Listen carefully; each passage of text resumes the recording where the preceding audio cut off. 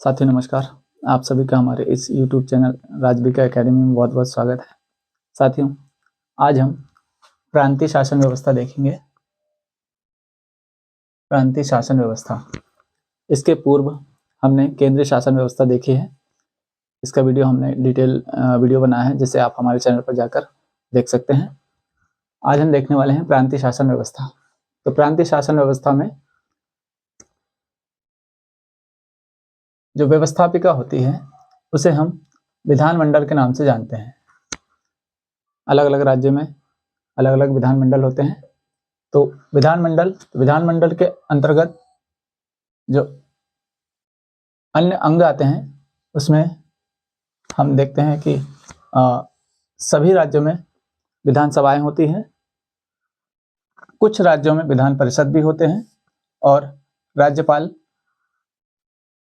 सभी विधानमंडलों के प्रमुख सदस्य होते हैं। तो इस प्रकार से विधानसभा और राज्यपाल मिलकर के विधानमंडल का निर्माण करते हैं। साथियों, जिस प्रकार केंद्रीय शासन व्यवस्था में लोकसभा प्रथम सदन और निम्न सदन होता है, वैसे ही राज्य विधानमंडल में विधानसभा प्रथम सदन व निम्न सदन होता है। और विधान परिषद, जिन राज्यों में विधान परिषद है उन राज्यों में इसे हम द्वितीय सदन और उच्च सदन भी कहते हैं। तो साथियों, किन किन राज्यों में विधान परिषद पाई जाती है, यह आप हमारे कमेंट बॉक्स में लिखकर हमें बताएं। विधानमंडल के अंतर्गत विधानसभा के दो अलग अलग भाग होते हैं और जहां पर विधान परिषद है तो इन दोनों को मिलाकर के जो विधानमंडल बनता है उसके भी दो भाग होते हैं। पहला होता है विधायिका, इसका मुख्य कार्य होता है कानून निर्माण, और एक होता है कार्यपालिका, इसका प्रमुख कार्य होता है कार्यों का निष्पादन करना। इसके जो प्रमुख होते हैं उन्हें हम मुख्यमंत्री या सीएम कहते हैं। और ये मुख्यमंत्री अपने सभी कैबिनेट मंत्रियों, राज्य मंत्रियों और उपमंत्री के सहयोग से शासन का संचालन करते हैं, शासन चलाते हैं। तो जिस प्रकार हमने केंद्रीय शासन व्यवस्था में मंत्रियों के 4 प्रकार देखे थे, उसी प्रकार राज्य शासन में जो मंत्री होते हैं, मंत्रियों के प्रकार होते हैं, वे भी इसी प्रकार होते हैं। प्रथम श्रेणी में कैबिनेट मंत्री होते हैं, उसके बाद राज्य मंत्री स्वतंत्र प्रभार वाले मंत्री होते हैं, इसके बाद कुछ विभागों में राज्य मंत्री होते हैं और कहीं कहीं पर उपमंत्री भी रखे जाते हैं या उपमंत्री की भी व्यवस्था की जाती है।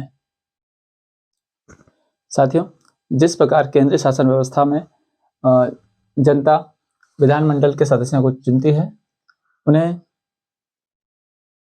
केंद्रीय शासन व्यवस्था में उन्हें मेंबर ऑफ पार्लियामेंट कहते हैं। उसी प्रकार राज्य की विधानसभा में जो सदस्य चुने जाते हैं उन्हें MLA या विधायक, member of legislative assembly, MLA कहा जाता है या विधायक कहा जाता है। इन सदस्यों का मुख्य कार्य होता है कानून निर्माण, और जिस दल का बहुमत विधानसभा में होता है उसके मुखिया को मुख्यमंत्री बनाया जाता है और ये मुख्यमंत्री अपने अन्य सदस्यों के साथ मिलकर कैबिनेट का निर्माण करते हैं और ये मंत्री, कैबिनेट मंत्री और अन्य राज्य मंत्री मिलकर के राज्य शासन व्यवस्था का संचालन करते हैं। जिस प्रकार केंद्रीय शासन व्यवस्था में संसद कानून बनाती है, उसी प्रकार राज्य शासन व्यवस्था में विधायिका कानून का निर्माण करती है और जो विधेयक पास होते हैं उसमें राज्यपाल के हस्ताक्षर होने के बाद वह कानून बन जाता है या विधेयक बन जाता है। जिस प्रकार केंद्रीय शासन व्यवस्था में राष्ट्रपति कार्य करते हैं, उसी प्रकार राज्य शासन व्यवस्था में राज्यपाल राष्ट्रपति के प्रतिनिधि के रूप में कार्य करते हैं और यह राज्य के संवैधानिक प्रमुख कहलाते हैं। इसी प्रकार हम न्यायपालिका भी देख लेते हैं। तो केंद्र में जिस प्रकार न्यायपालिका कार्य करती है, वहां पर सर्वोच्च न्यायालय होता है सबसे ऊपर, और उसके बाद राज्यों में उच्च न्यायालय या जिसे हम हाई कोर्ट भी कहते हैं। ये सभी राज्यों में इनकी स्थापना की गई है, जो न्याय व्यवस्था को देखते हैं। और इनके अंडर में सभी जिलों में जिला एवं सत्र न्यायालय कार्य करते हैं। साथियों, क्योंकि यहाँ पर हमने विधानसभा के सदस्यों और विधान परिषद के सदस्यों की संख्या नहीं बताई है, हालांकि सभी राज्यों में अलग अलग विधानसभाओं और अलग अलग विधान परिषदों में अलग अलग संख्याएं होती हैं, तो आप अपने राज्य की संख्या पता कर सकते हैं। तो साथियों, आपको हमारा यह वीडियो कैसा लगा? यदि वीडियो अच्छा लगा हो तो लाइक करें, शेयर करें, और यदि अभी तक हमारे चैनल को आपने सब्सक्राइब नहीं किया है तो सब्सक्राइब कर लें। Thank you.